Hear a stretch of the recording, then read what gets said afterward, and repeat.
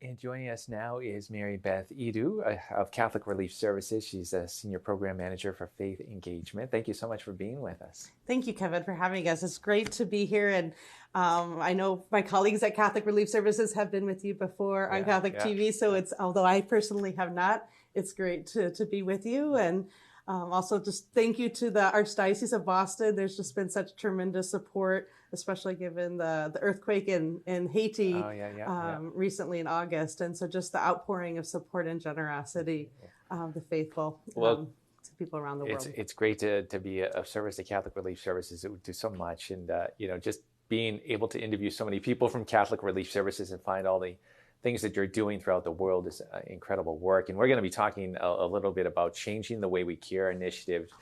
So maybe if we could talk about the sort of holistic approach to child health and well-being and family care through this initiative. Sure. So Changing the Way We Care is a global initiative, and it's led by Catholic Relief Services, along with Maestro International, working with partners all around the world. And we're really looking to help and address a pressing issue that's facing our world today, is that children are growing up outside of family care. And as Catholics, we know the fundamental role that families play in a child's life. And for many of children, though, millions of children around the world, they're not growing up in families for situations like poverty and other, with violence, natural disasters, and other issues. They're ending up growing up in orphanages and other residential care facilities apart from the communities that they were born in and their families. So this initiative is really exciting, and that we are trying to both prevent children from being separated from their families and helping support families to be able to keep kids with them and not, because of poverty, other challenges, have to have their children be separated from them, as well as helping children who are living in residential care facilities, often known as orphanages, helping them be able to safely and in a healthy way return to live in families and to flourish, and that we continue to do that support.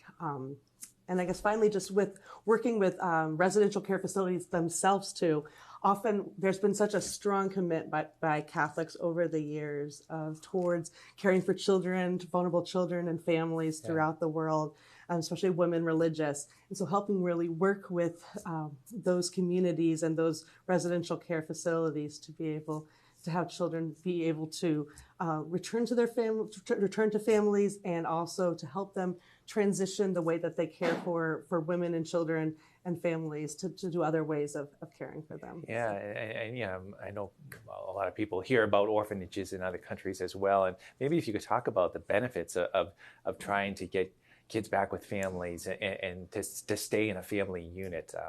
And maybe some go from there into some of the initiatives. Sure. Yeah, great. So I think decades and beyond that of research show that the benefits of children being able to have that strong, loving attachment with a caregiver, and that it just doesn't impact them while they're growing up, but that throughout their adulthood, throughout their life, there's lifetime consequences if children are not with secure attachment with a committed caregiver. And so the benefits of family care are that they do have that strong attachment. They're more likely to be rooted in the community, have a sense of identity, and that it has benefits for them cognitively, socially, spiritually, and developmentally, to be able to flourish and to thrive in their lifetime, throughout their lifetime. So the benefits are astounding, and research shows that the opposite effect, even with the orphanages and residential care facilities that do good quality of care and have great standards, that there still are negative impacts when children are growing up in institutions rather than in families that can care for them.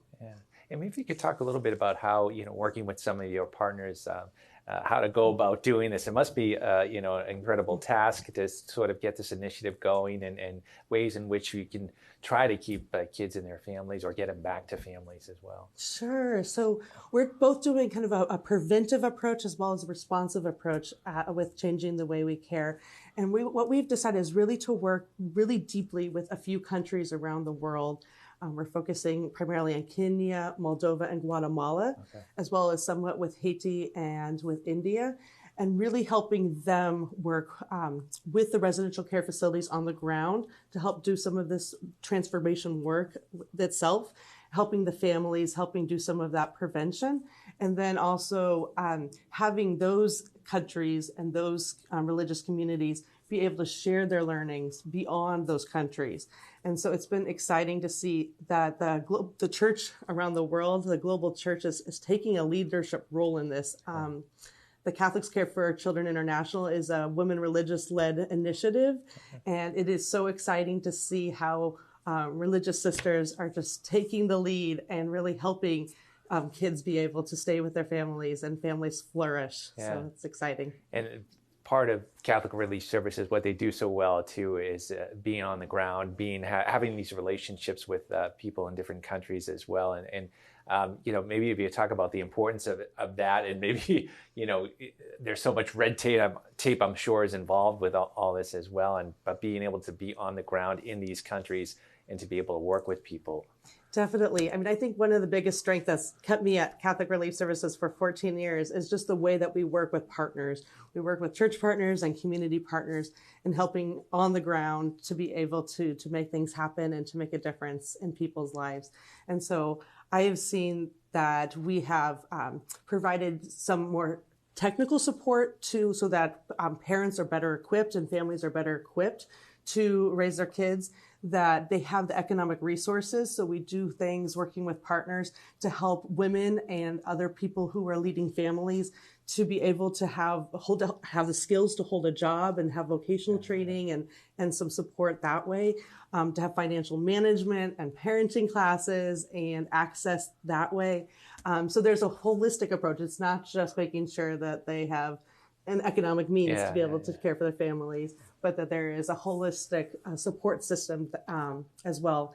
And I guess also just on the flip side too, we're working with the workforce too, the social service workforce. So with social workers and helping do some training and formation of those social workers and psychologists who can really help both in the preparation for children as if they're returning to live with families, as well as case management, making sure that they continue to be safe and healthy and equipped to be able to care for the kids, and the kids are happy and healthy back in their communities. It's a great program, and hopefully it'll be able to continue in other countries as well. Definitely. If people want to find out more, Mary Beth, where would they go? Sure. So I would invite viewers to check out changingthewaywecare.org. Okay.